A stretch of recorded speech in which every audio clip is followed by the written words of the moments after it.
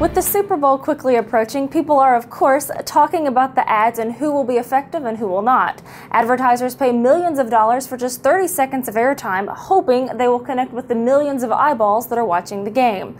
And while it is impossible to know who will succeed at their efforts until next week, Ace Metrix, a company that measures ad effectiveness, recently released statistics that offer some indication for what may or may not work for this year. And Peter Daboll, the company's CEO, is joining us right now by way of Skype to talk about the research. Thank you for talking with us today, Peter. Nice to be here, Abby. You're very welcome. Well, for starters, let's just talk about last year's Super Bowl ads. What lessons can be learned from these? Well, I think there's a lot that can be learned. I think one of the first ones is that celebrities are really not a panacea. They're not going to automatically make your ad as a huge success. Sometimes they work okay. In general, they work less well than ads that don't have celebrities. Another thing is with Super Bowl is it's one of the largest audiences in the world at one point in time. And a lot of advertisers make the mistake of trying to target too narrowly. So making the ad funny among young males or targeting an ad to women. This really isn't the right venue to have a highly targeted ad.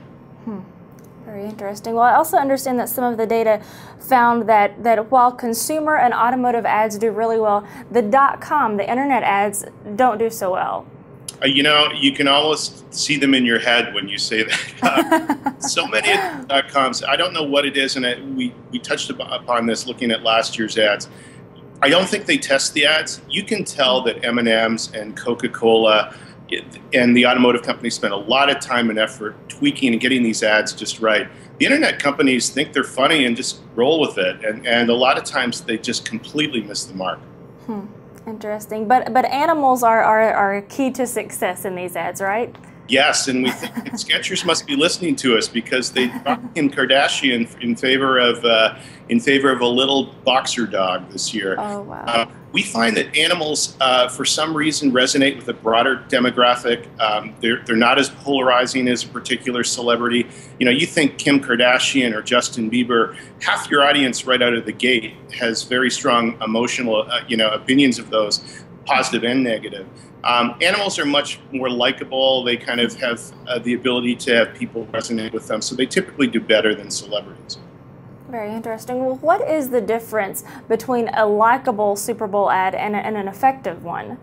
You know, that's the key thing that we measure, and a lot of people are trying to get at. You just don't want to have a $4 million stand-up routine for 30 seconds and nobody remember anything about your product, who you are, what you stand for. The ad has to really connect with consumers on an emotional level. Sure, they have to like it. I mean, great ads are likable ads, but they also have to do more. You have to remember them. You have to be moved by them. You have to get information. It has to be relevant. So there's a lot other dimensions than just that thumbs up button. Yeah, it was a funny ad. You mentioned testing earlier, and would you say that this is the biggest mistake that brands make with Super Bowl ads is a lack of testing? You know, the real ads that blow up, you can tell weren't tested. You know, you look at the ads from last year, the marching Coca-Cola soldiers that were kind of across the line from each other, the M&M spots. These are well-tested ads. They're crafted with storytelling and done exceedingly well.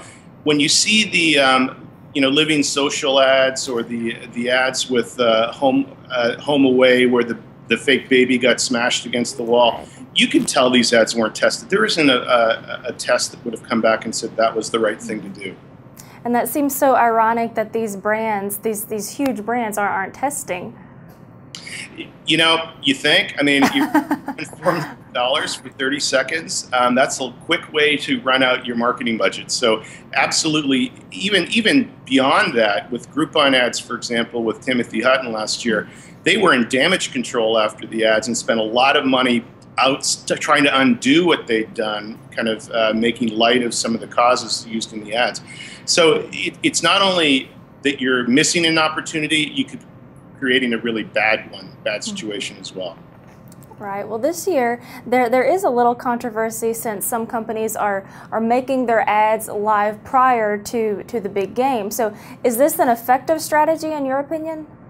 Well, I think it's important to keep in mind that the number of people that are actually out there seeking to watch ads before the Super Bowl is still really quite small. I personally believe there's a certain effect of seeing an ad for the first time. It's like if you see a joke or somebody tells you a joke for the first time, it's a lot funnier than if you heard it 3 or 4 times. So I think there's a certain advantage to having that surprise factor and not knowing what's coming for that large an audience. On the other side, you know, a lot of companies believe that they're getting a little bit more buzz before the event. They're getting people to want to see the ad when it does come on. I can kind of see both sides, but I think it's riskier to air the ad ahead of time. That makes sense. Well, many analysts are saying that social media will be integrated into this year's event at a much greater level. Has Ace Metrix found anything in this regard?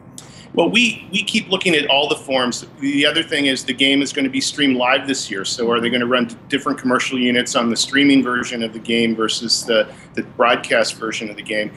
You know, social media integration, it'll be interesting to see how it works. I think the biggest one is with Coca-Cola and the polar bears, where you can go on social media and get the animated polar bears to do different things, or they'll be doing different things as a result of the game performance. It reminds me of the Bud Bowls back, you know, 20 years ago. But it'll be interesting to see. I think there's some experimentation, but nobody's taking their eye off the ball that the main event is really that commercial unit that you're going to be running in the game. All right. Well, can you speculate on any brands that will likely do well on Sunday, judging just from your past or their past efforts? You know, it's always hard to tell. There's always hits and misses year after year. But I think M&M's and Coca-Cola and Frito-Lay with Doritos are probably the ones I'd pick that consistently do well. They're always in the top 5, and I would expect them to do the same this year. All right. We'll see what happens. Thank you so much for talking with us. It's a pleasure. No problem, Abby. Nice to see you. You too. Reporting for WebProNews, I'm Abby Johnson.